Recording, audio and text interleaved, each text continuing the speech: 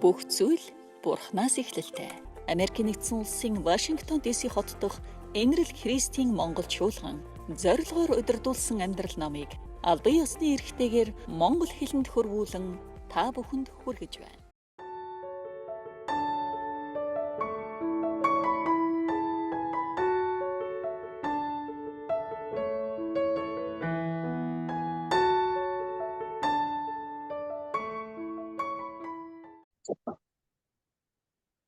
За бид нар зорилгоор удирдуулсан амьдрал гэдэг ном үзэж байгаа.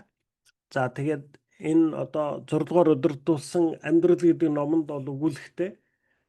За хүний амьдралд тийм ээ одоо бурхан хүн нэг бүр энэ ертөнцид амьдарч байгаа хүн нэг бүр бурханаар бурханы зорилгын төлөө бүтээгдсэн юм аа. Тэгээ бурхан хүн нэг бүрийг одоо яг хизээ төрөх, хаана амьдрах, ямар эцэг эхтэй байх, ямар ах дүүстэй байх тийм ээ. Хүн нэг бүрийн амьдралын нарийн деталь болгоныг бурхан урьдчилан сонгосон. За тэгээд хүн болгоныг энэ ертөнцид амьдарчаад бурхан биднээс юу хүсч хүлээдэг вэ гэж тийм ээ. Өөрөөр хэлбэл одоо бидний энэ амьдрах хугацаанд одоо хүн болгон юу хийж амьдрах вэ? Энд бол 5 зүйл байгаа гэж сурж байгаа тийм ээ. Хамгийн нэгдүгээрх нь бурхан та бид нарыг мэдчихсэн, мэдэхгүй ч байсан бид нартай 24 цаг хамт байдаг. Тэгэхээр энэ 24 цаг бид нартай хамт байгаа бурхантай хамт байнга харилцаж амьдрах нь бол бидний амьдралдаа хийх хамгийн ихний зүйл байна.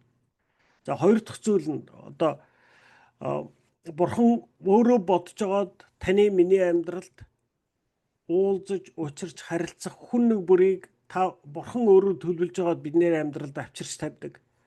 Тэгэхээр тэр хүн нэг бүртээ тэр дундаа итгэгч хүмүүстэй нэгэн гэр бүл болж тийм ээ амьдралаа хуваалцаж ингэж хамтдаа амьдрах нь бол бидний амьдралдаа хийх ёстой хоёр дахь зүйл байна.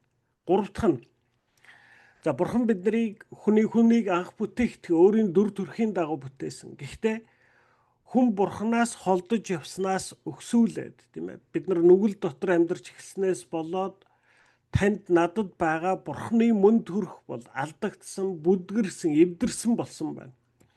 Тэгэхээр одоо бидний амьдралдаа гурав дахь хийх ёстой зүйл бол бид нар өөрсдийн тэр нүгэлт мөн төрхийн дагуу амьдрах биш, харин бурхан биднийг яг ямар хүн байж яаж амьдраасаа гэж хүссэн тэр хүн болж өөрчлөгдөх буюу одоо өөрөөр хэлбэл бид нар Есүстэй адил болж өөрчлөгдөх нь бидний амьдралдаа хийх ёстой гурав дахь зүйл. Өөрөөр хэлбэл Есүстэй адилуулж өөрчлөх гэвэл яах юм тийм ээ? Аливаад хараа хандлага тийм ээ? Аливаа зүйлийг юу гэж үзэх, юуг сайн, юуг муу гэж үзэх тийм ээ? Аливаа одоо амьдралд тулгарх асуудал одоо харилцааны элдв хүндрэлүүдийг хэрхэн зохицуулах юм? Энэ бүгдэд Есүс хэрхэн хандсан яг түүний дагуу хандаж сурах нь бидний Есүстэй адил болж өөрчлөгдөж байгаа. Одоо гурав дахь зорилго юм аа. За дөрөв дахь зорилго нь та бид нар бол бурханд үйлчлэхээр хэлбэршүүлэгдсэн юм аа гэсэн тийм ээ. Тэгэхээр бурхан биднийг зүгээр энэ ертөнцид нэг авчираад хүн болгож орхиогүй. Харин бурхан биднийг яах гэж энэ ертөнцид авчирсан бэ гэвэл өөртөө үйлчлүүлэхийн тулд гэж үзэж байгаа. Тэгэхээр бид нар бол энэ дөрөвдүгээр зорилгын хамгийн ихний хичээлийг үзэж байгаа. 29-р өдрийг за өнгөрсөн 7 хоногт үзэж дууссан хэсгээ хүртэл уншаадах. За зорилго 4. Та бол бурханд үйлчлэхээр хэлбэршүүлэгдсэн. 1-р Коринт 3:5. Бид бол бурханы зарц нарл юм. Бидний хүн нэг бүр бурханы хийлгэхээр өгсөн ажлыг л хийдэг. Би үр суулгасан, Аполлослсан, харин бурхан ургуулсан юм. 29-р өдөр бурханаас өгөгдсөн даалгаврыг хүлээн авах нь Эфес 2:10. Бурхан биднийг өнөөдрийн байдлаар бүтээж, Есүс Христээр дамжуулан шинэ амьдралыг өгсөн. Биднийг өөрсдийн амьдралыг бусдад туслахад зориулахаар тэрээр урьдаас төлөвлөсөн. Иохан 17:4. Хий гэж надад өгсөн ажлыг тань ширхэгчлэн биелүүлснээр би таныг газар дээр алдаршуулав гэсэн. Та энэ дэлхийд хувь нэмрээ оруулахын тулд бүтээгдсэн. Та энэ ертөнцид идэж, ууж, агаараар амьсгалж, орон зай эзлэж, байгаа бүхнийг нь зөвхөн хэрэглэх л гэж бүтээгдээгүй. Харин Бурхан таныг өөрийн амьдралаар дамжуулан энэ дэлхийд тодорхой өөрчлөлтийг авчруулах зорилгоор бүтээсэн юм а.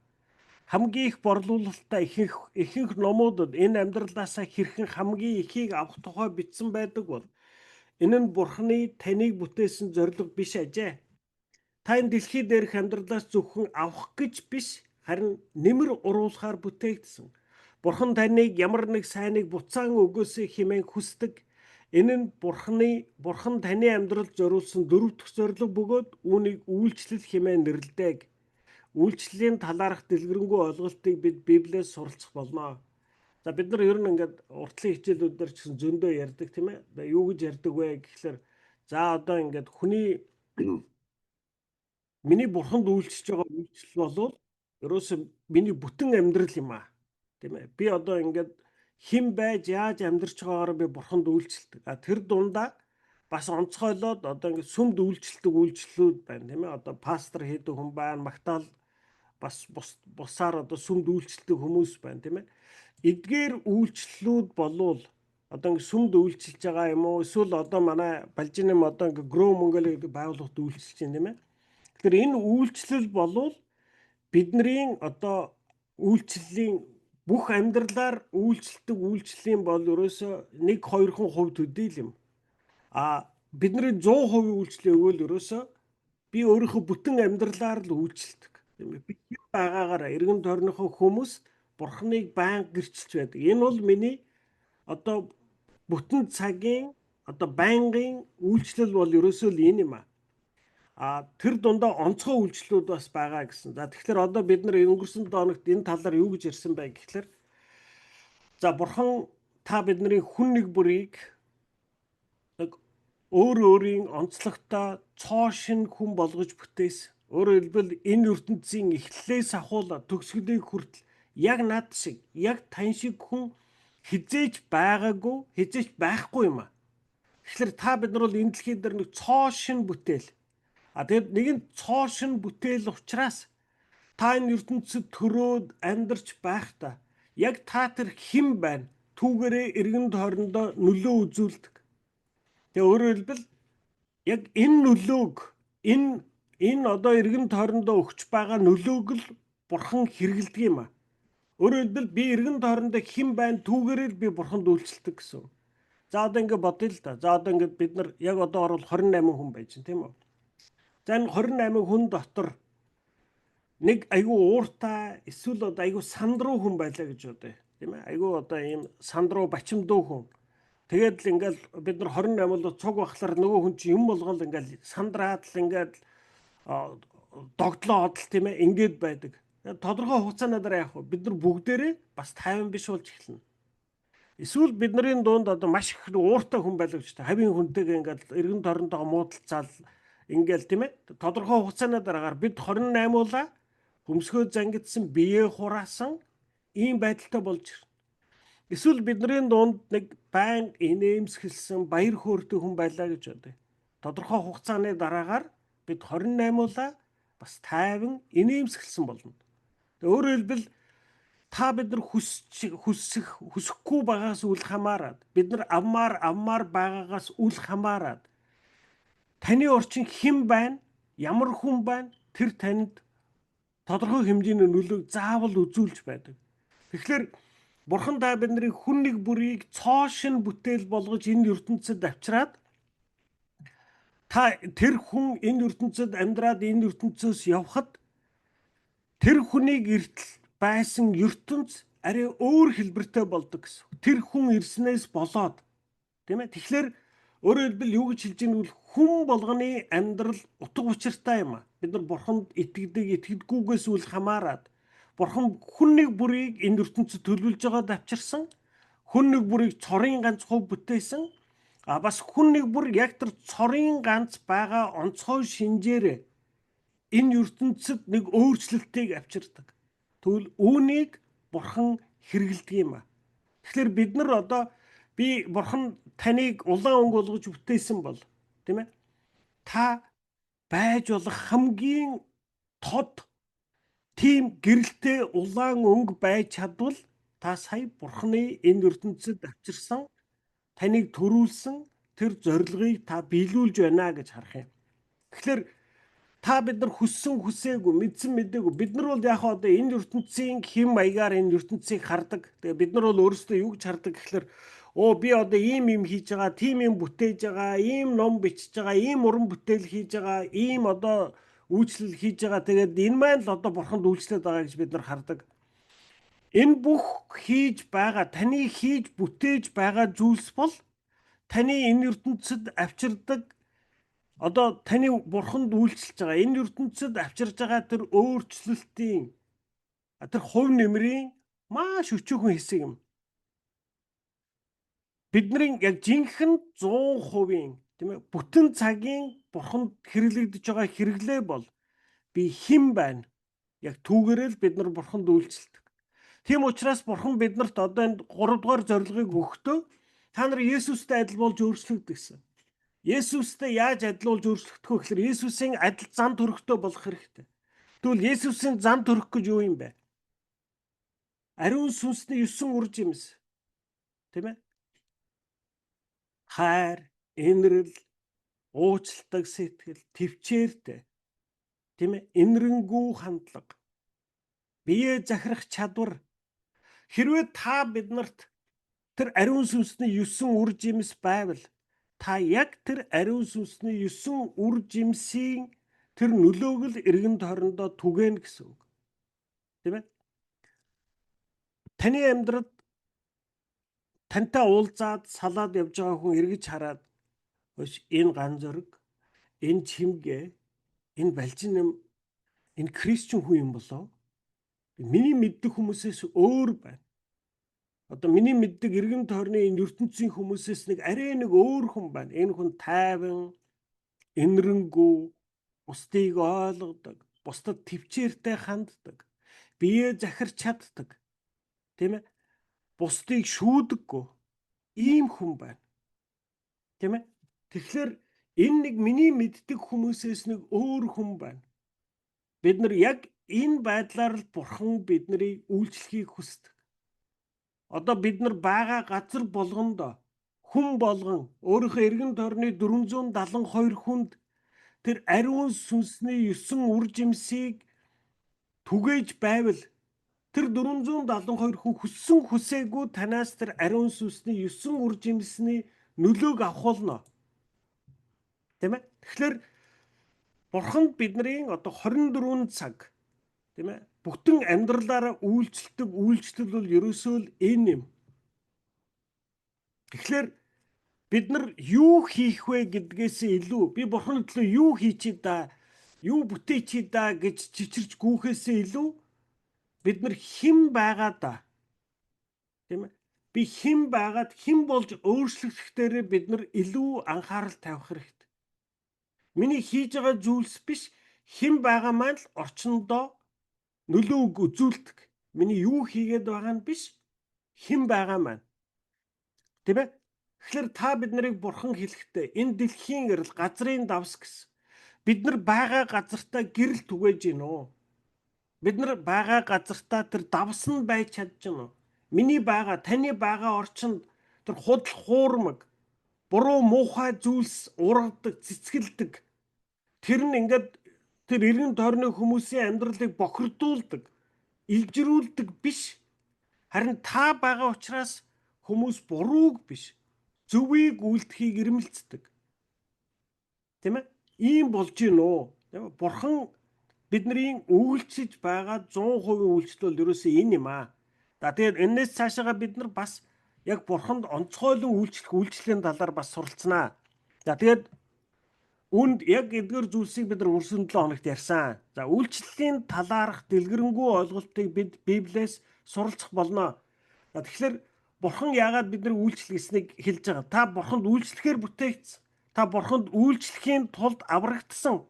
Та бурханд үйлчлэхээр дуудагдсан гэдэг дээр бас бурхан таныг үйлчлэхийг тушаасан гэдэг талаар одоо бид нар ингээд суралцах гэж байна нэг нэгээр нь тийм ээ. Тэгээд нэгдүгüүрт нь та бурханд үйлчлэхээр бүтээгдсэн. Библиэд Эфес 2-ын 10-т Бурхан биднийг урдаас хийлэг гэхээр бэлтгэсэн сайн үйлсийн амьдралын төлөө бүтээсэн юм хэмээн бичсэн ба эдгээр сайн үйлс гэдэг нь таны үйлчлэл мөн. Бусдад ямар нэг байдлаар үйлчлэх бүрдээ та үнэндээ Бурханд үйлчилж өөрийн зорилгоудын нэгийг биелүүлж буй хэрэг юм а. Дараагийн 2 бүлэгт та Бурхан таныг бусдад үйлчлүүлэхээр хэрхэн нарийнаар хэлбэршүүлсэнийг үзэх болно. Бурхан Иремяд хандан Иремя номын 1:5 эхийн чинь хевлээд чамайг бүрлдүүлэхээс өмнө би чамайг сонгосон. Төрхөөс чинь өмнө би чамайг тусгай ажил хийлгэхээр томилсон юм хэмээн айлдсан нь мөн танд ч гэсэн зориулан хэлж байна гэсэн үг ээ. Та энэ дэлхийд нэгэн онцгой даалгаврын төлөө ирсэн. Тийм ээ? Өөрөөр хэлбэл та бид нар Бурханд үйлчилж тэр байгаа байдлаараа энэ Бурханы хүслийг энэ дэлхийд биелүүлэхийн тулд үйлчлэхээр бүтээгдсэн юм а. Дараа нь та Бурханд үйлчлэхээр аврагдсан гэсэн. 2 дугаар Тимот номын 1:9 Бурхан биднийг зохистой байсны улмаас биш харин энэ нь түүний төлөвлөгөө байсан учраас аварч өөрийн ариун ажлын төлөө сонгосон хэмээн Библиэд бичсэнчлэн Бурхан өөрийн ариун ажлыг хийлгэхээр таныг золиос төлөн аварсан ажээ. Та үйлчилсэн учраас аврагдсан биш харин үйлчлэхийн төлөө аврагдсан юм а. Бурханы хаант улсад танд байр суурь, зориг, гүйцэтгэх үүрэг болон хийх ёстой ажил гэж бий. Энэ нь бидний амьдралыг гайхалтай, утга учир, үн цэнтэй болгодог. За түрүүчийн тэр үйлдвэрийг дахиад сонсоорой. Та үйлчилсэн учраас аврагдсан биш харин үйлчлэхийн төлөө аврагдсан юм. Тийм ээ? Бид нар бодохдоо би одоо ингээд Бурханд айгүй сайн үйлчилж байгаа. Би Бурханы нүдний өмнө айгүй сайн хүн байгаа. Тэгээ Бурхан тэгэл намайг аварч байгаа гэж бид нар бодохдоо. Тэгтэл Бурхан ерөөсөө бид нарыг сайн хүн байснаас болж биш. Энэ ганцүргийг, энэ балжин нэмийг, тийм ээ? Энэ доког, энэ ангааг би дуудаж авраад тэгээд яагаад аварч байгаагүй л би энээс цааш би өөртөө үйлчлүүлэхийн тулд эднэрт энэ авралыг өгж байгаамаа гэсэн үг. Тийм ээ? Есүс таны авралыг худалдан авахын тулд өөрийн амиа өргөсөн. Библи бидэнд 1-р Коринт 6-гийн 20-д Бурхан таны төлөө асар өндөр үнийг төлсөн. Тиймээс өөрийн биеийг Бурханыг хүндлэхэд зориул хэмээн сануулж байна. Бид Бурханд түүний өмнөх буруутай мэдрэмж, айдсын улмаас эсвэл үүрэг хүлээсэн учраас үйлчилдэггүй. Харин түүний бидний төлөө хийсэн зүйлд баярлан талархалтайгаар үйлчилдэг. Тэр бидэнд амьдралыг өгсөн. Авралаар дамжуулан бидний өнгөрсөн бүхий л гэм нүгэл уучлагдаж, одоогийн амьдрал маань утга учиртай болж, ирээдүй маань баталгаатай болсон. Эдгээр гайхамшигтай үн цэн давуу талуудыг Пол нэгтгэн дүгнэж Ром 12:1-т Бурханы агуу нэгүүлснээс болж бид өөрсдийгөө түүний үйлчлэлд зориулан амьд тахил болгон өргөцгөөе хэмээсэн. Номлогч Иохан бусдад хайраар үйлчлэх нь бид үнэхээр аврагдсан гэдгийг харуулдаг хэмээн 1-р Иохан 3:14-т бидний бие биегээ хайрлаж байгаа хайр нь бид үхлээс амьруу шилжсэнийг батлан харуулдаг гэж сургажээ. Иймд хэрвээ надад бусдыг хайрлах хайр байхгүй, бусдад үйлчлэх хүсэл төрдөггүй, зөвхөн өөрийнхөө амин хувийг хичээж байгаа бол Христ үнэхээр миний амьдралд байгаа эсхийг өөрөөсөө асуух ёстой болох нь. Үнэхээр аврагдсан хүн л бусдын төлөө үйлчлэх зүрх сэтгэлтэй байдаг. Бурханд үйлчлэх гэдэг үгийг ихэнх хүмүүс сүм чуулганы пастор, номлогч эсвэл самбартнуудыг хийдэг сүнслэг үйлчлэлтэй шууд холбож ойлгодог хэдий ч Бурхан өөрийнх нь гэр бүлийн гишүүн нэг бүр үйлчлэгч болохыг тунхагласан юм а. Библиэд үйлчлэгч болон зарц гэсэн үгнүүд нь ижил утгатай байдаг тул үйлчлэл болон сүнслэг үйлчлэл нь адил ач холбогдолтой. Хэрвээ та Христ итгэгч мөн л бол үйлчлэгч мөн бөгөөд ямар нэг үйлчлэлд оролцож үйлдэж байгаа бол тэр нь таны сүнслэг үйлчлэл болно. Есүс Петрийн өвчтөе хадам ихийг эдгээхэд шинэ эрүүл мэндийн бэлгээ ашиглан нэн даруй. Матай 8:15 тэр босоод Есүст үйлчилж эхлэв. Чухам бид яг үүн шиг л үйлдэх ёстой. Бид бусдад туслахын тулд эдгээгдсэн юм. Бид бусдыг ивээхийн тулд өөрсдөө ивээгдсэн билээ. Бид зүгээр сууж мөнхийн улсад очихоо хүлээх бус харин бусдад үйлчлэхийн тулд аврагдсан. Түүний аврал нэгүслийг хүлээн авсан тэр мөчид минь л Бурхан биднийг яагаад шууд мөнхийн улс руу авчихдаггүй юм бол гэж та хизээ нэгэн цагт бодож байсан уу? Яагаад тэр биднийг энэхүү гэмт дэлхийд үлдээж байгаа юм бол? Тэрээр өөрийн зорилгоодыг нь гүйцэлдүүлэхийн тулд биднийг энд үлдээсэн байна. Таныг аврагдмагц Бурхан таныг өөрийн зорилгын төлөө хэрэглэхийг зорддог. Бурхан таныг сүм чуулгандаа үйлчлүүлж дэлхий ертөнц рүү таныг илгээдэ гэсэн. За энэ хүртэл одоо өнгөрсөн 7 хоногт бид нар үзсэн. Тийм ээ? За тэгээд энэ хүртэлхийг бид нар бүгдээр хэлсэн байгаа. Одоо энэс цаашаа өргөжлүүлээд тийм ээ? За 3 дахь нь та Бурханд үйлчлэхээр дуудагдсан гэсэн. Балчир наснаасаа эхлээд та илгээлтийнхэн, пасторууд, гэлэнмаа гихчлэн зөвхөн сүм чуулганд бүтэн цагаар үйлчлдэг хүмүүст л Бурханы дуудлага ирдэг гэж боддог байсан байх. Тэгвэл Библиэд Христ итгэгч хүн нэг бүр үйлчлэл дуудагдсан гэжээ. Таныг авралт дуудсан дуудлаганд үйлчлэлийн дуудлагч багтсан бөгөөд эдгээр нь ижил зүйлс ажээ. Таны ажил карьераас үл хамааран та Христийн бүтэн цагийн үйлчлэл дуудагдсан гэсэн үг. Үйлчлдэггүй Христ итгэгч гэж байхгүй. Библиэд 2 дугаар Тимот 1:9-т Бурхан биднийг сайн үйлсээс минь болж биш харин өөрийнхөө зорилгын улмаас аварч миний хүмүүс хэмээн дуудсан гэж бичсэн бол Петр мөн 1-р Петр номын 2:9-т та нарыг дуудсан Бурханы гайхамшигт чанаруудыг бусдад хэлэхийн тулд та нар сонгогдсон хэмээн альджээ. За өөрөөр хэлбэл одоо бид нар Бурханд үйлчлэхээр дуудагдсан гэж. За энэ дуудлага бол ер нь одоо Христэд итгэгчдийн дунд бас сүмд явдаг хүмүүсийн дунд одоо аюух гарч ирдэг асуулт. Тэгээ бид нар бүгдээрээ ингээл суучаад ингээ бас Бурхан намайг яг юунд дуудсан болоо бид нар дуудлага мэдчихвэл тэгэл ерөөсөө цасч орж исэн, борооч орж исэн Бурханд үйлчлэмээр байдаг. Гэтэл би одоо яг юунд дуудчихад байгааг нь ойлгохгүй байна гэж бид нар аюух ярьдаг. За тэгэхээр одоо жишээлбэл пастор хүнийг пастор болгож дуудана гэдэг бол Бурханы дуудлага. За бас одоо магтаал дүүжлэн гэдэг бас Бурханы дуудлага. Тэгэхээр эдгээр бол яг ингээд зөвхөн онцгой дуудлагууд юм аа. За Христэд итгэгч хүмүүс бид нар юунд төлөө дуудагдсан бэ гэвэл бид нар ерөөсөө одоо би уртлын хичээл дээр ярьсан ч гэх юм ээ. Одоо хүн болгонд 472 хүн өгөгдсөн. Тэгэхээр миний одоо энэ ертөнцид өгөгдсөн Бурханд 100% үйлчлэх ёстой үйлчлэл маань юу вэ гэвэл тэр би тэр 472 хүнд л хайр түгээх нь миний Бурханд үйлчилж байгаа үйлчлэл юм аа. Энэ үүний төлөө би дуудагдсан гэсэн. Өөрөөр хэлбэл Бурхан намайг одоо сонгоод авраад тэгээ миний амьдралд өгөгдсөн 472 хүн. За ганцааргүй энэ 472 хүнд чи намайг гэрчлэнэ. Энэ 472 хүн чамтай харилцсанаасаа болж намайг мэддэг болно. Тийм ээ? Тэгээд одоо тэр 472 нь одоо Бурханыг муугар мэдвэл яах вэ? За одоо миний харилцдаг 472 хүн хоорондоо энэ Кристиан бол ёстой бүтэхгүй. Энэ манай ганц зүргийн харалта. Ийм нөхөр одоо байх юм бол ер нь энэ Христэд итгэж юугаа хийдэг? Сүмд явж яадаг? Тийм ээ? Ингэж хэлэхүүц байх юм бол би Бурханд дуудагдсан тэр дуудлагын дагуу үйлчлэлээ би хийж чадахгүй нурааж байна л гэсэн. Харин хизээд одоо Бурхан намайг яаж үйлчлүүлэх гэдэг юм гэхэлэр тэр 472 хүн надтай бүтэн амьдралын турш хамт яваад тэгээд эцэст нь тийм ээ.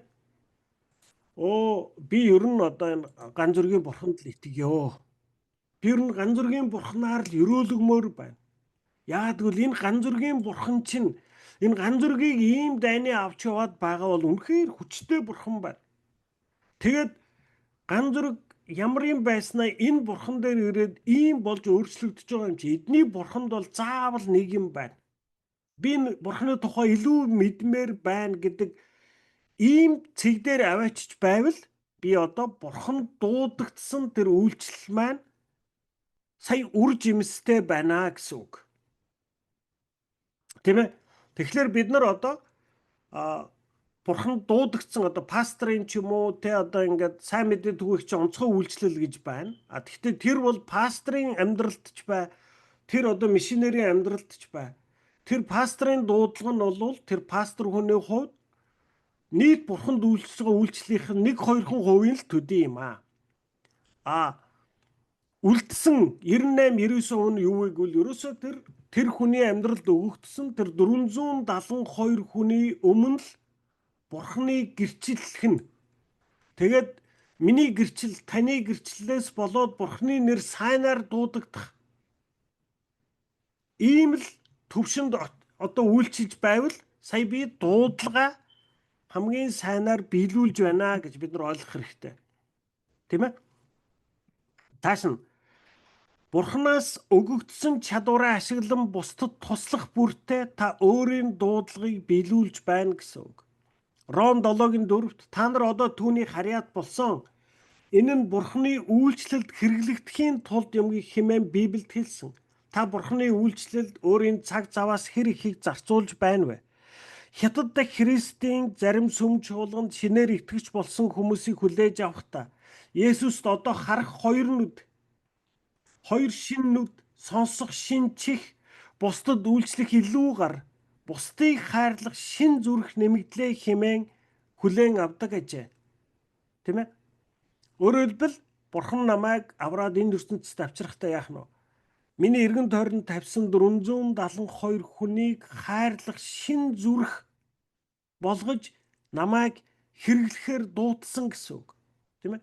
Бид нар одоо эргэн тойрныхоо 472 хүнээ хайрлна гэхлээр одоо бид нар бүгдээрээ ингэж яс авталцж байгаа байх, тийм ээ? Яагаад гэхлээр бид нар ер нь бол эргэн тойрныхоо хүмүүстэй хайрын харилцаанаас илүү харилцааны асуудал зөндөө байгаа бидний дотор. Ер нь 472 хүн дотроос одоо танд таалагддаг, тантай сайхан харилцаатай хүн нь таалагддаггүй харилцаа муу хүмүүсээс бүр илүү цөөхөн байгаа.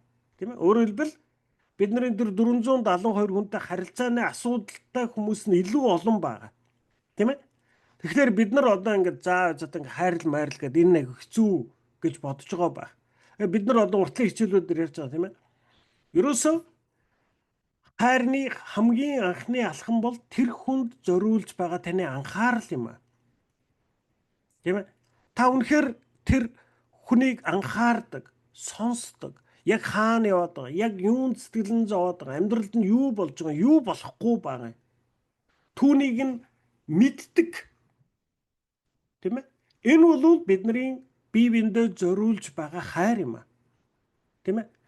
Энэ ертөнцийн амьдарч байгаа хүн болгон өөр өөрийн гэсэн нэг юм ертөнц өөр өөрийн гэсэн хайрцагын дотор л амьдардаг. Тэгээ би өөрийнхөө хайрцагын дотор амьдраад байдаг учраас эргэн тойрныхоо хүмүүсийг харж чаддаггүй. Би өөрийгөө толгойд нэг хайрцаг үлцэн амьдарч байгаа шүү дээ. Энэ хайрцагын дотор юусе би л байгаа байхгүй. Тэгэл би тэр хайрцагын доторхоор л бүх ертөнцийг төсөөлдөг. Миний хажуудлын хүн ч гэсэн яг тийм байхгүй юу? Тийм учраас бид нар ойлголцдог. Яг гэвэл би хайрцагын доторхоо ярьдаг. Миний хажуудлын хүн яг өөрийнхөө хайрцагын доторхоо л ярина шүү дээ. Тэгэхээр битүүрийн хооронд ойлголцол байдаг. Хайр гэдэг чинь юу юм гэхээр би өөрийнхөө хайрцагнаас толгоогоо гаргаад тэр хүний хайрцагны доторхыг хараад энэ хүн чинь ийм имийг ингэж харагдаад байгаа юм шүү дээ. Энэ хүн чинь ингэж хараад ингэж ойлгоод байгаа юм байна шүү дээ. Энэ бол хайрын алхам юм аа. Тийм ээ? Тэгэхээр бид нар эргэн тойрныхоо 472 хүнд хэрхэн хайр түгээх вэ гэвэл хамгийн эхлээд анхаардаг бай. Тэр хүнийг сонирхдог бай. Тэр хүнийг сонсдог бай. Тэр хүнийг ойлгодог бай. Тэр хүнийг шүүдэггүй, инэрдэг. Тийм ээ? Тэр хүнд төвчээрээр ханддаг. Тэр хүний төлөө сэтгэл тавьдаг байна. Тийм ээ? Энэ бол хайр юм аа. Тэгээд энэ ертөнцийн ингэж бие биенийг хардаг, ойлгодог, бие биенийхээ төлөө сэтгэл тавьдаг хүн хамгийн цөөхөн байдаг. Яг саяны миний хэлж байгаа шиг хүн болгон өөрийнхөө ертөнцид амьдраад байдаг. Тийм учраас өөр хүний ертөнцийг харж чаддаггүй, ойлгодоггүй. Тэр хүний байранд өөрийгөө тавьж чаддаггүй. Тийм ээ? Хэрв хэн нэг хүн таныг хардаг, анхаардаг, сонсдог, бас таныг ойлгодог, бас таныг шүүхгүйгээр таныг үнэлдэг, хүндэлдэг байх юм бол та яах вэ? Та тэр хүн өөрөө мэдлгүй сайн байна шүү дээ. Бид нар ер нь эргэн тойрныхоо ямар хүмүүсийг сайн гэдэг. Надад сайн хүнийг л бид нар сайн гэдэг. Надад дургу намайг шүүдэг юм шиг хүнийг би дургу муу хүн гэж үздэг. Тийм ээ? Тэгэхээр тэр 472 хүнд үйлчлэл бол ерөөсөн тэр хүмүүс зориулах хайр юм а. Тэр хайр гэдэг бол хамгийн түрүүн анхаарах, ойлгох, инэрх тэр хүний сэтгэл тавихаас л эхэлнэ. Тийм ээ? Та сүм чуулганыхаа гэр бүлийн гишүүдтэй холбогдсон байх нэг шалтгаан бол та бусад Христэд итгэгчдэд үйлчлэх өөрийн дуудлагыг бодитоогоор хэрэгжүүлэхийн тулд юм а. Учир нь Библиэд 1-р Коринт 12:27 та нар бүгдээрээ хамтдаа Христийн бие, та нарын хүн нэг бүрэн тусдаа биеийн зайлшгүй хэрэгтэй нэг эргэтнэ гэжээ. Христийн биед таны үйлчлэл амин чухал. Ор орчмынхоо аль ч чуулганаас та нарт үйлчлэх хүн хэрэгтэй юу хэмээн асуугаарай. Бидний хүн нэг бүрт өөрийн гэсэн үүрэг хариуцлага байгаа бөгөөд тэр үүрэг бүрэн чухал. Бурхны өмнө өчүүхэн үйлчлэл гэж байдаггүй, үйлчлэл бүрэн чухал юм а. Үүний адилаар сүм чуулганд тийм ч чухал бус сүнсний үйлчлэл гэж нэгийнхэн ч байхгүй. Зарим нь нүдэнд ил үзэгдэж, зарим нь харагддаггүй ч гэсэн бүгд маш үнцэнтэй байдаг. Жижиг юм уу ил харагддаггүй сүнслэг үйлчлэлүүд нь ихэнхдээ хамгийн том хувь нэмрийг уруулдаг. Манай гэрт байдаг хамгийн чухал гэрэл нь том өрөөний таазны гоёмсог гэрэл биш. Харин шүн босоход харанхуйд хөлөө цогчихгүй тулд хэрэгэлдэг жижигхэн шөнийн гэрэл юм а. Үйлчлэлийн том баг нь оруулах хувь нэмэртэйгээ шууд хамааралгүй. Бид бүгд бие биесээ харилцан хамааралтайгаар ажилладаг тул сүнслэг үйлчлэл бүрэн чухал юм а. Таны биеийн аль нэг эргэтэн ажиллахаа болчихвол та яах вэ? Биетэй нь өвчилж бусд эргэтнүүдтэй нь зовж эхэлдэг шүү дээ. Илэгчин зөвхөн өөрийнхөө төлөө амьдрахаар шийдэн. Би ядарч байна. Би энэ биед цаашдаа үйлчлэмээргүй байна. 1 жилийн турш ажиллахгүйгээр зөвхөн тижээлгээд л баймаар байна. Би зөвхөн өөртөө л хамгийн сайн гэж үзсэн зүйлээ л хийн. Бусд эргэтнүүд миний оронд нэг хэсэг үүрэг гүйцэтгэх гэж хэлвэл таны биед юу болох вэ? Биетэй нь үхэх болно шүү дээ. Тэгвэл өнөөдөр мянган сүм чуулганууд үйлчлэхийг хүсдэггүй Христэд итгэгчдээсээ болоод нуран унж байна. Христийн бие зовж байхад тэд зүгээр л үзэгчд мэд хажуунаас харан сууж байна. За одоо бид нар бидний 100% тийм ээ одоо 24 цагийн үйлчлэлийн тухай ярилцсан. За одоо юун тухай ярьж байна гэвэл одоо онцгой үйлчлүүдийн тухай ярьж эхэлж байна, тийм ээ. За бид нар өмнө нь одоо ер нь яагаад хүнд сүм өгөгддөг юм? Тийм ээ. За одоо ингээд хүн энэ ертөнцид төрөхөд нэг ээж аав, нэг гэр бүл байж ич тэр хүүхэд тэр гэр бүлийн хүчээр өсөж өндөөж одоо бие даасан хүн болдог.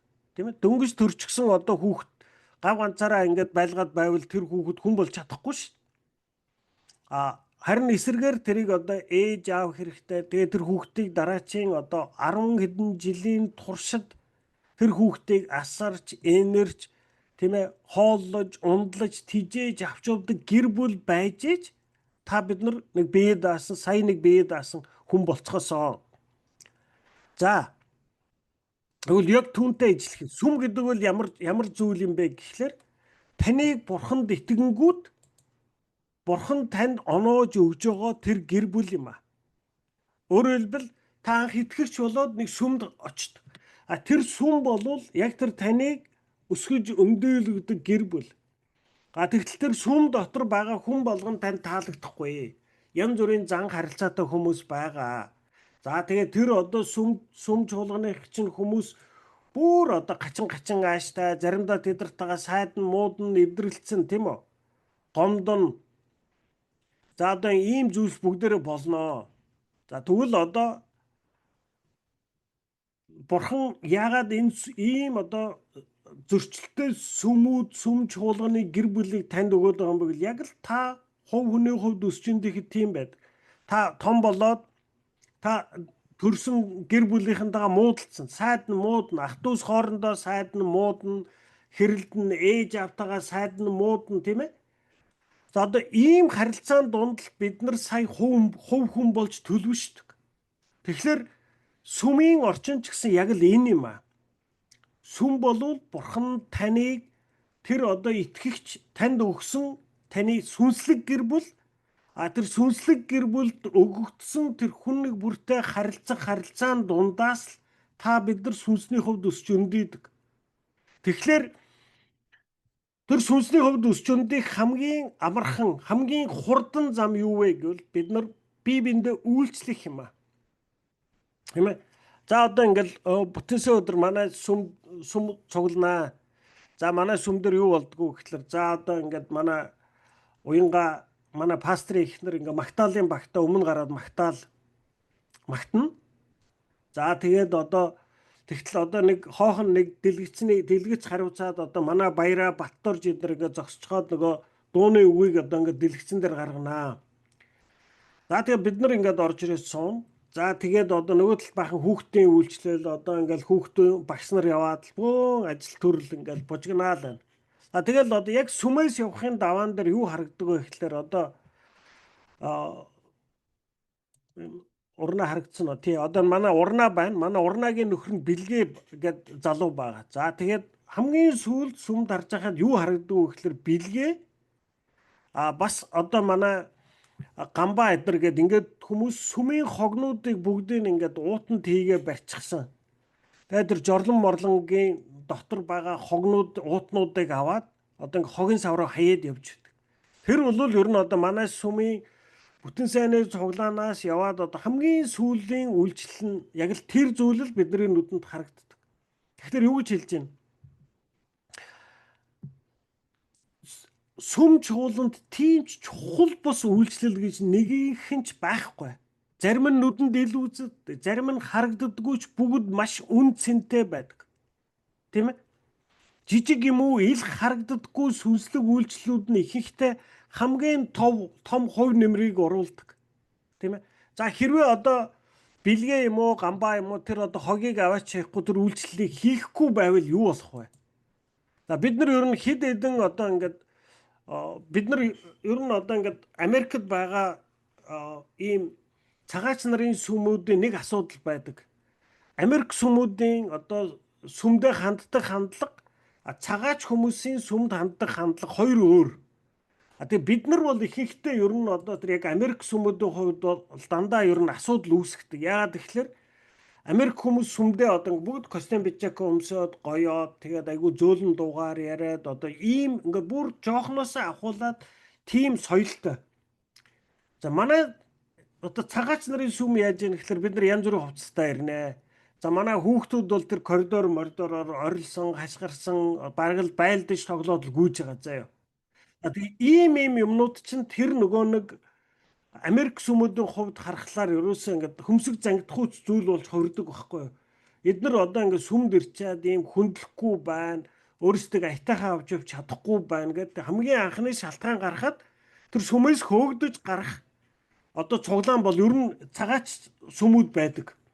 Тэгэхээр одоо баяраа одоо хин Бэлгээ Гамбаа хоёр тэр хогийг хаяхгүй хэдэн удаа явах юм бол бид нар ер нь тэр сүмээс ч хөөгдөх боломжтой. Тийм ээ? Пастор тэр одоо сүмийн тайзан дээр мянган сайхан үйлчлэл хийж болно. Уянга мянган сайхан магтаалын дуу дуулж болно. Гэхдээ тэр нүдэнд харагдахгүй сүмийн хамгийн сулд хог бариад явж байгаа хоёр хүний үйлчлэл тасалдахад манай сүм орох оронгүйч болох магадлалтай. Тийм ээ? Тэгэхээр ийм үйлчлэл болвол чухал юм аа гэж хэлж байгаа юм. Тэгэхээр бид нар одоо яах вэ? Сүмд очиод одоо хэлж байна тийм ээ? Өнөөдөр мянган сүм чуулганууд үйлчлэхийг хүсдэггүй Христэд итгэгчдээсээ болоод нуран унж байна. Тийм ээ? Бид нар ихэнхдээ одоо сүмд яаж хандах гэдэг вэ гэхээр сүм болвол сүмд бид нар одоо очиод ерөөсөө нөгөө нэг үйлчлүүлэгчийг ажиллах гэдэг. За ингээд суучгаал тэгээд одоо заа магтаал өнөөдөр нэг олигтой болсонгүй, пасторч нэг олигтой номлосонгүй, нэг ч юм ойлгосонгүй. Өнөөдөр ер нь олигтой одоо ингээд сүнсний тижэл авч чадсангүй гэдэг. Ингээд тэнд очиж суучгаад Уучлаарай, та бид нар сүнсний тижээлийг зөвхөн номлоос авдаг юм биш ээ. Бид нар үйлчлэлээр дамжиж бид нар хамгийн хүсдэг юм а. Тийм учраас Бурхан биднийг үйлчил гэдэг тушаалыг өгсөн, мөн үйлчлэл дуудсан байна. Цааш нь танд Бурханд үйлчлэх тушаал өгөгдсөн. Есүс Матай 20:28-д та нарын хандлага минийхтэй адил байх ёстой. Би Бурханы аврагч үйлчлүүлэхийн тулд бус харин үйлчлэх, амиа өргөхийн тулд ирсэн хэмээн тодорхой хэлсэн. Христэд итгэгчдийн хувьд үйлчлэл нь сонголт биш. Бид зав гарвал цагийн хуваарьтай оруулж болох төдий зүйл биш ээ. Үйлчлэх нь Христ итгэлийн амьдралын гол амин сүнс юм. Есүс энэ дэлхийд үйлчилж өгөхөөр ирсэн тул энэ хоёр үйл үг таны энэ дэлхий дээрх амьдралыг ч мөн тодорхойлох ёстой.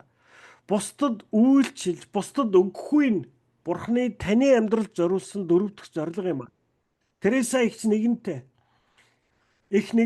ариунаар амьдрах уу гэдэг нь Бурханы ажлыг инээмсэглэн хийхийг хэлнэ гэжээ. Тийм ээ. Тэгэхээр бид нар ер нь одоо ингээд би энэрлж болгонд насаарч арай ахмад юм тий. Би одоо ер нь би ингээд сүмийн ахлагчийг ер нь айгүй их олон жил хийж байгаа. Би ер нь баг одоо энэ баг миний карьер болж болохоор шахуу болцсон зүйл байхгүй юу. За одоо би Вашингтон сүмд анхных нь ахлагч байлаа. Тэгэхээр одоо ингээд 2004 оноос ахуулаад 22 он 26 хүртэл 22 жил ахлагч хийж байгаа байхгүй юу. Би ер нь бол амар дарганд дуртай байгаа ч тий. За тэгээ би одоо ингээд ахлагч хийгээд эн чинь би одоо ингээд жирийн итгэгчдийн дэргэд би ахлагч байна. Насаарч арай ахмад юм байна. Тэгээ бас энэ 2 дахь өдрийн зөв мөмд үйлчилдэг. Ер нь бол одоо ингээд би сүм дотроо одоо ингээд нөгөө нэг одоо ранг тогтоох юм бол би их дээгүр зогсох хэвээр хүн болчихж штэ. За. Ихэнх хүмүүс өөрсдөө ингэж харах гэдэг. Тэгээ би одоо яах вэ? Би одоо ахлагч. Би одоо ийм айгүй олон жилийн ахлагч, олон жилийн итгэгч ийм үйлчлэлүүд хийдэг хүмүүс надад үйлчлэх ёстой. Манай одоо сүмийн босд үйлчлдэггүй, нэх үйлчлэлд хамаарагддаггүй хүмүүс бол ер нь надтай айтайхан ярих хэрэгтэй. Надад ер нь намайг хүндлэх ёстой. Одоо намайг дуграйг ухад төрөөс дуурах ёсгүй ч гэдэм үү, тийм ээ? Иймэрхүү одоо ингээд итгэж хүмүүсийн бүдэрдэг ийм хараа хандлага бий болж эхэлдэг. Тэгвэл одоо саяны тэр одоо Есүсийн үгийг хэлдэ сонстоо Матай 20:28 та нарын хандлага минийхтэй адил байх ёстой. Би Бурханы аврагч тэгсэн мөртлөө үйлчлүүлэхийн тулд биш харин үйлчлэх, амиа өргөхийн тулд ирсэн гэсэн. Тэгээд бид нар одоо Есүсийн амьдралаас харах юм бол за одоо ингээд 12 дагалдагчтайгаа хамгийн сүүлчийн удаа хоол идээд тэгээд цөмөрийнх нь хөлийг нь угааж өгч байгаа. Тийм. Би та нарын аврагч.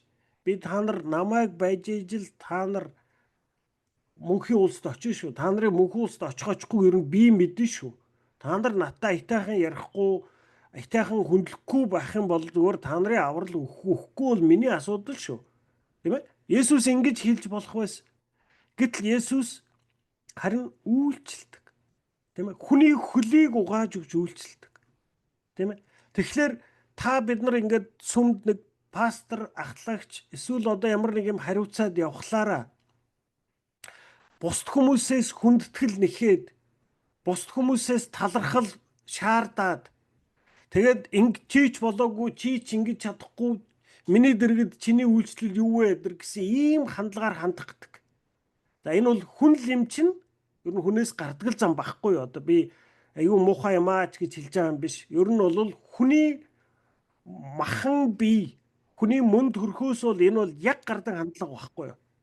Тэгэхээр ялангуяа одоо ингээд сүмд олон жил явцсан одоо итгэгч дундаас харамсалтай нь тэр хүмүүсээс бусдыг шүүх хандлага хамгийн их гарч ирдэг.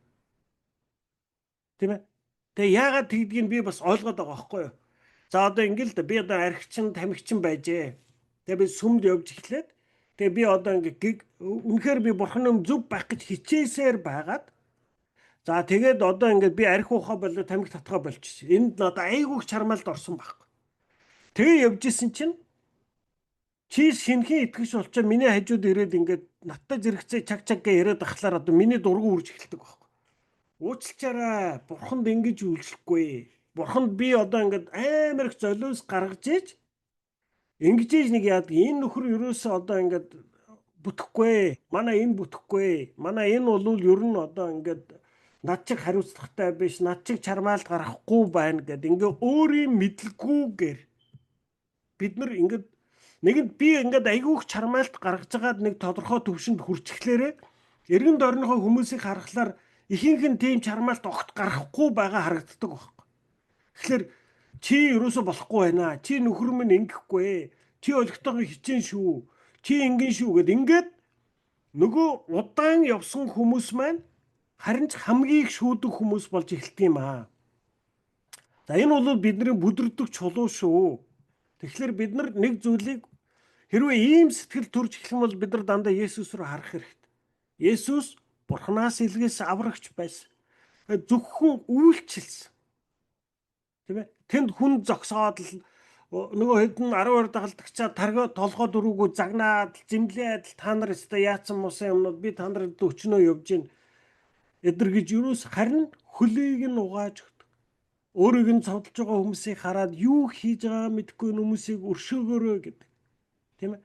Ямар их хайр тэр хүнээс гарч ирж байна. Тийм ээ? Тэгэхээр бид нар Бурханд үйлчлэх тушаал өгөгдсөн юм аа. Тэгээд ариунаар амьдрах уу гэдэг нь Бурханы ажлыг инээмсэглэн хийхийг хэлнэ. За бид нар Бурханы ажлыг инээмсэглэн хийж гэнэ үү, хөмсгөө зангидаж хийж гэнэ үү? Би юм уу өстө өгтлээ гүрийж гинэ. Энэ ангаа одоо ингэж зүгээр зогсохгүй.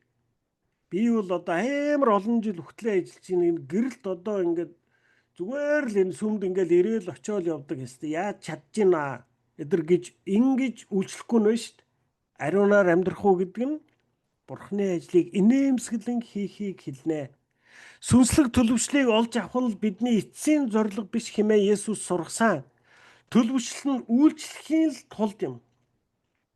Бид бусдад өгөхийн тулд л өсөж төлөвшдөг. Улам ихийг сураад л байх нь хангалттай биш. Бид сурч мэдснээ амьдралд хэрэгжүүлж итгэдэг хэмээн тунхагладаг зүйлсийнхаа дагуу амьдрах ёстой. Хэрэгжүүлдэггүй үнэмшлэн сэтгэлийг уналтанд хүргэдэг. Түүн шиг үйлчлэхгүйгээр зүгээр л сурах нь сүнсийг зогсон байдалд оруулах болно.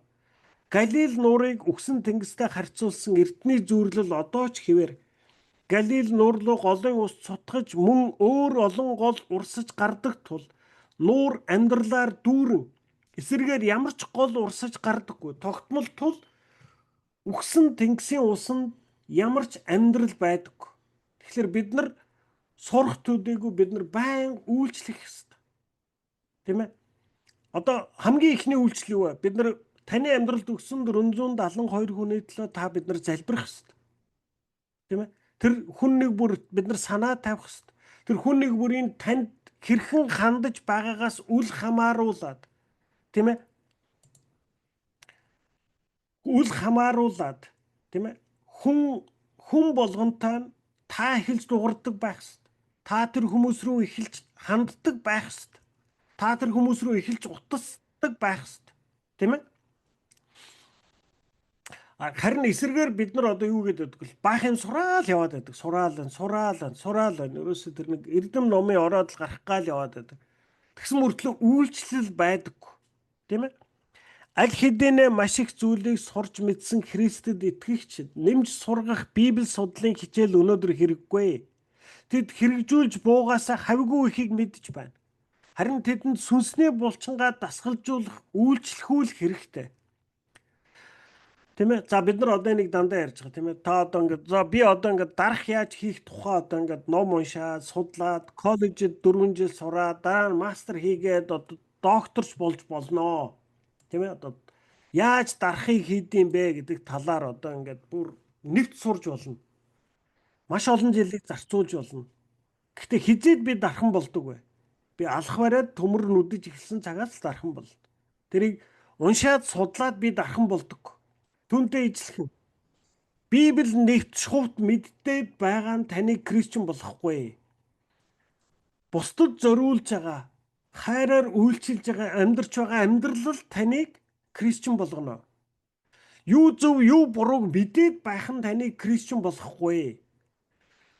Амьдралдаа зөвийн талд сонголт хийдэг болж байгаа таныг Кристиан болгоно. Тийм ээ?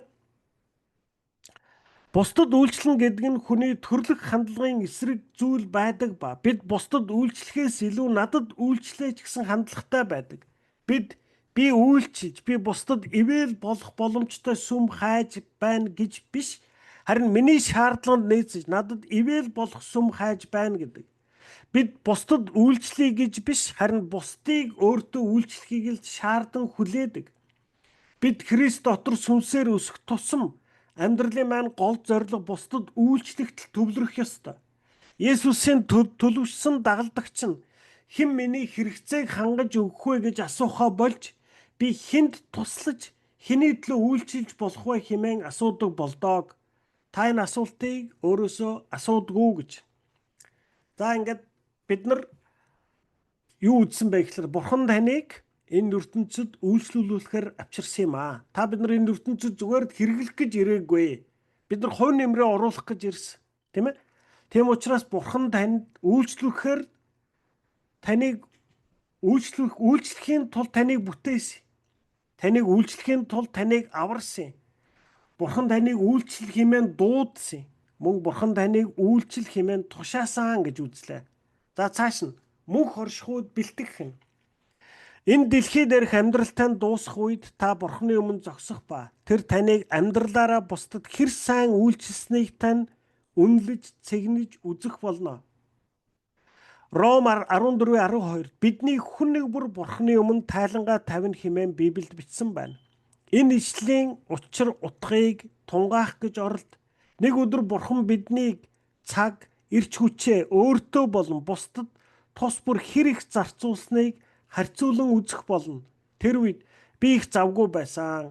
Надад өөрийн гэсэн зориг байсан. Эсвэл би ажиллаад, зугаацж, сингээд, эсвэл тэтгэвртэй гарахтаа бэлдэж байсан гэх мэт бидний амин хувиа хичээсэн тайлбарууд утгагүй хоосон сонсогдох болно.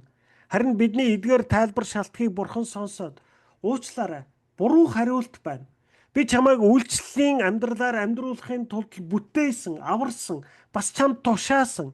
Үүний алийг нь чи ойлгоогүй юм бэ гэж асуух болно. Библиэд үл итгэгчдэд зориулан Ром 2:8-д өөрийнхөө төлөө амьдрагч дээр тэр өөрийн уур ба хилгэнлийг буулгана хэмээн айлдсан байдаг ба. Энэ нь Христэд итгэгчдэд ийн үйлдвэс мөнх шагналаа алдах болно гэсэн анхааруулга юм а. За бид нар энэ дэлхийгээс яваад одоо очих хоёрхан газар л байгаа. Тийм ээ? Тэгээ Бурханы өмнө очиод тэгээд Деважин буюу Бурхантай хамт мөнх оршихуйг өнгөрөөх, эсвэл одоо там буюу тэр Бурхангүй орчинд мөнх оршихуйг өнгөрөх. Ерөөсө хоёрхан л сонголт, хоёрхан зам л өмнө л очино. Тэгээд Бурханы өмнө зогсоход Бурхан миний амьдралыг юугаар цэгнэ гэнэ. За ганжрыг одоо амьдралдаа хэдэн доллар хийсэн бэ? За ер нь хэр зэрэг их юм бүтээвэ? Хэр зэрэг том карьер хийвэ? Ямар өндөр оргилд хүрвэ? Тийм ээ? Бурхан намайг одоо Elon Musk шиг энэ дэлхийн хамгийн баян хүн болсон байсан ч гэсэн тэрнийг Бурхан сонирхохгүй.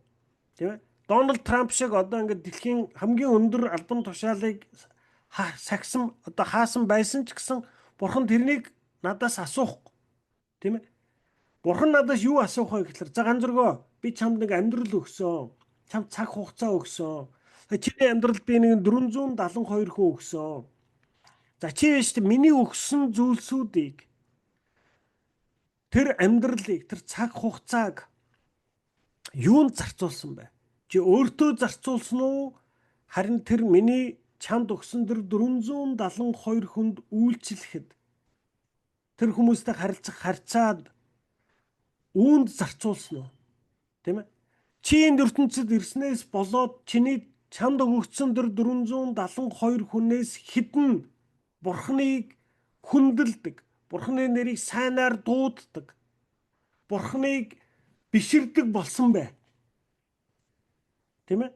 Үүнийг л асууна. Энэ л үүгээр л бидний амьдрал жигнэгдэнэ. Та бидний хідэн төгрөг хийх, хэр зэрэг мундаг дарга байсан, хэр зэрэг мундаг амжилттай байсан, ямар гоё гэрт амьдарсан, ямар үнэтэй машин унсан, тийм ээ? Үүнийг бурхан ерөөсөө сонирхгүй. Харин эсрэгээр за чи нэштэй миний чамд өгсөн амьдрал, цаг, эрч хүчээс хэр зэргийг нь чи бусдын төлөө зориулсан. Тэр 472 хүнд зориулсан. Хэр зэргийг нь өөртөө зарцуулсан. Тэгээ бид нар ингээд би нэр насаараа завгүй байлоо.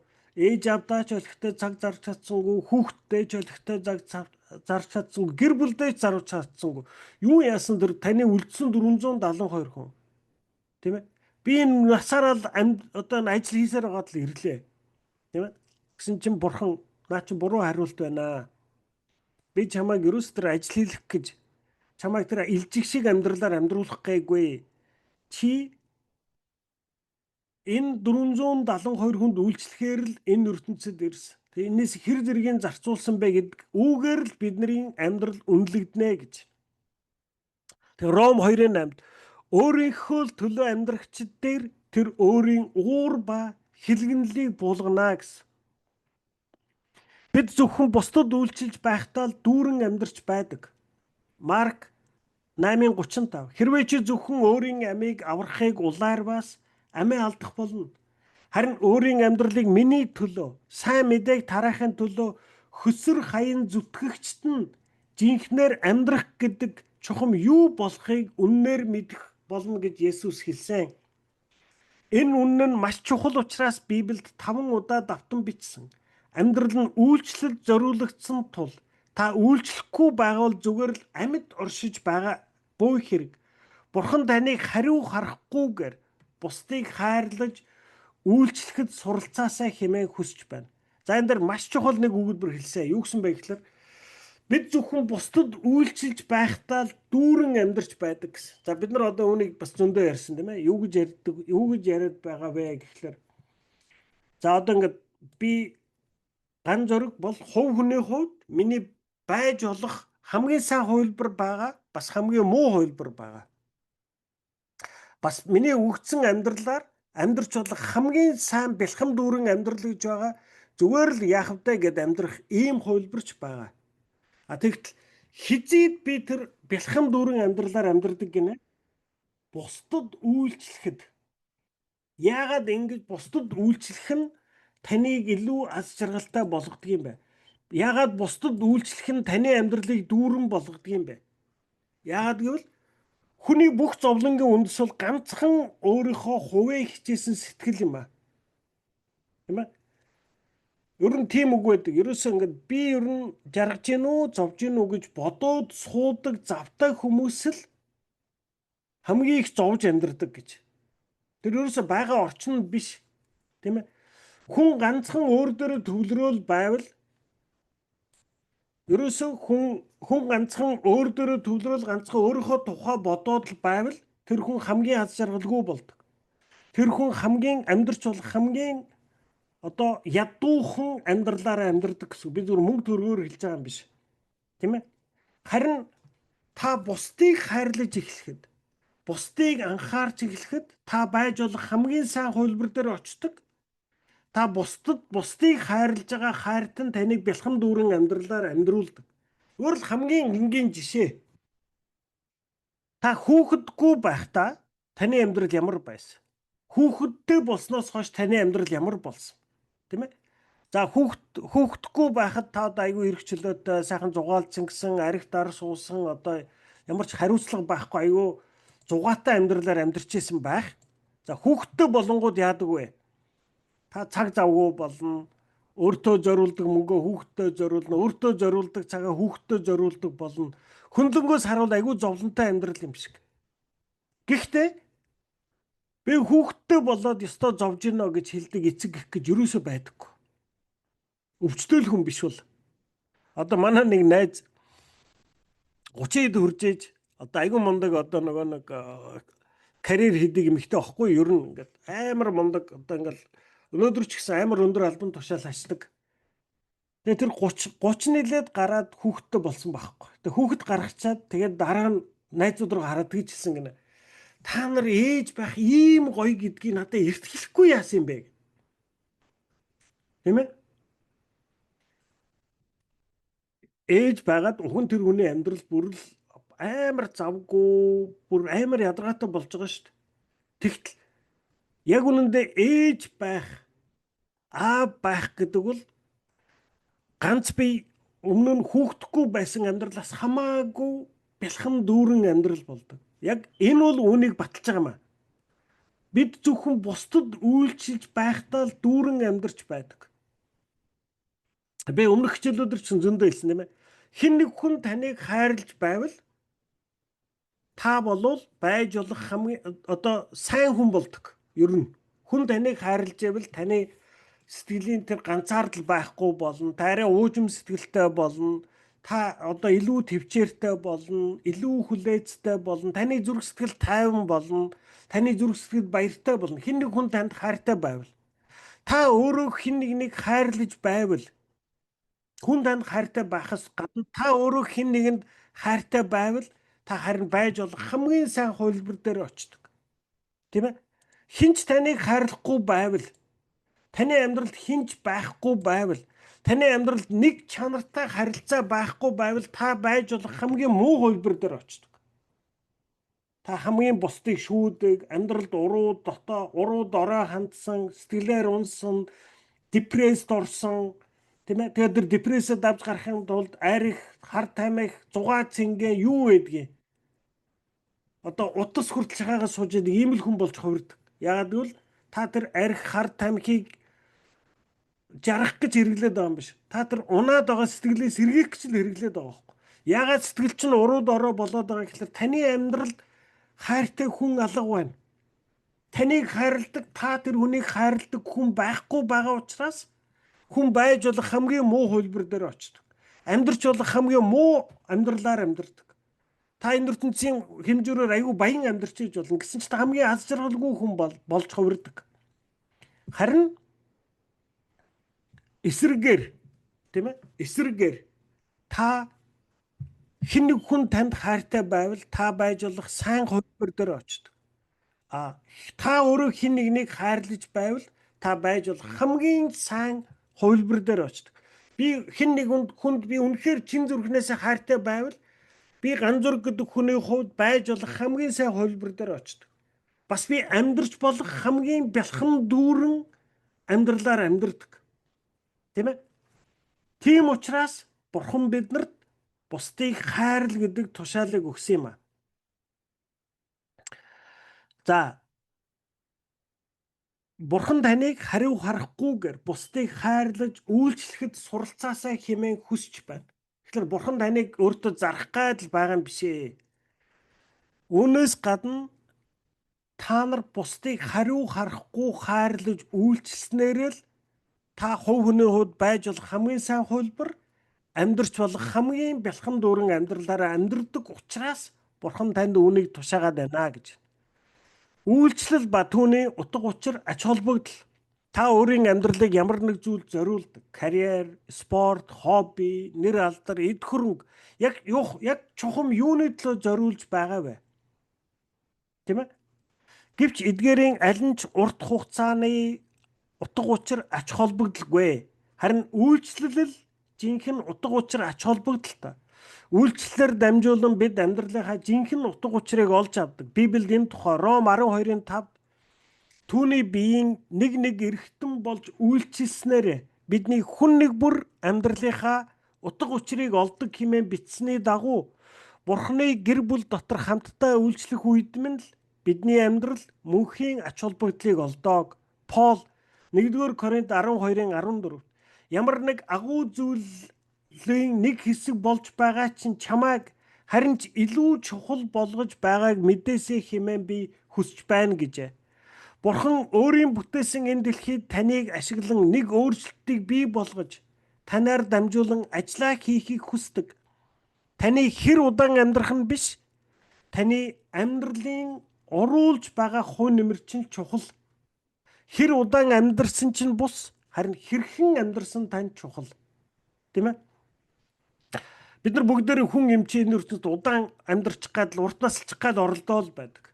Тэгтэл юу гэж хэлж чинь? Таны хэр удаан амьдрах нь биш. Таны амьдралын оруулж байгаа хувь нэмэр чинь л чухал. Хэр удаан амьдрсан чинь бус, харин хэрхэн амьдрсан тань чухал. Энэ дэлхий дээр одоо 100 нассан зөндөө хүн байдаг бах уу? Би ерөн тэр хүмүүсийн нэрийг мэдэхгүй. Гэхдээ би энэ дэлхий дээр 33 наслсан энэ Есүс Христийн нэрийг мэднэ. Яагаад вэ? Есүсийн 33 жилийн амьдрал энэ ертөнцийн цоо шин эренг авчирсан юм а. Амьдралынх нь урт нь биш. Оруулсан хувь нэмэр нь тийм агуу том өөрчлөлтийг энэ ертөнцид авчирсан. Хэрвээ та одоо болтол сүм чуулганы ямар нэг үйлчлэл болон сүнслэг үйлчлэлд оролцдоггүй бол ямар шалтгаан тоочин хойш сууж байгаа вэ? Тийм ээ. За одоо ингээд бид нарыг юу гэж юм гэхэлэр ерөөсөө бидний хэр удаан амьдрах биш. Миний амьдралын оруулж байгаа хувь нэмэр. Та бид нар танд өгсөн 472 хүний төлөө та байнга залбирдгүү. Тэр 472 хүнтэй харилцах харилцаа нэг бүрийн төлөө дээр ажилдгүү. Тэн дээр та чармайлт гаргадгүү. Эвдэрсэн харилцаануудаа бүтээн босгодгүү. Амьд байгаа харилцаануудаа улам гүн гүнзгий болгож утга учиртай харилцаа болгохын төлөө та чармайдгүү. Тийм ээ? Энэ бол таны энэ ертөнцид оруулж байгаа хувь нэмэр. Хэр удаан амьдрсан чинь бус, харин хэрхэн амьдрсан тань чухал. Тэгээ бид нар ингээд ихтгэхлээр бид нар дандаа нэг одоо тайлбар тавьдаг, тэгвэл хэлж байна. Авраам хөгшин байсан. Яаков өөртөө итгэлгүй байсан. Лиа царайлаг байгаагүй. Йосеф дарамтлагдан доромжлогдсон байсан. Мосе эрүү байсан. Гидеон ядуу байсан. Самсон бусдаас хамаардаг. Рахаб ёс суртахуунгүй. Дэвид гэр бүлийн гадуур харилцаа үүсгэсэн ба маш олон гэр бүлийн асуудлуудаар дүүрэн байсан. Элия амиа хорлоход ойрхон байж, Иремья сэтгэлийн хямрал дунж, Йона үйлчлэхээс дургуутсаж, Наоми бэлэвсэрч, Иохан Баптист багаар хэлэхэд итгээд хүн хэмээн тооцогдож, Питер хурц түргэн зантай, Марта үргэлж санаа зовж, Самар эмэгтэй хэд хэдэн удаа бүтлэхгүй гэрлэж, Закаусыг хинч танихгүй, Томас эргэлзэж, Пол бие муутай, Тимот бүрэг байсан. Эдгээр хүмүүс бүгд өөрсдийн гэсэн асуудал бэрхшээлтэй байсан хэдий ч Бурхан эдгээр хүн нэг бүрийг үйлчлэлийнхаа төлөө ашигласан. Тиймээс хэрвээ та шалтгаан тоочхоо болвол тэрээр таныг ч гэсэн үйлчлэлдээ ашиглах болно гэж. За амен. Тэгээ өнөөдрийн 29-р бүлэг ингээд дуслаа.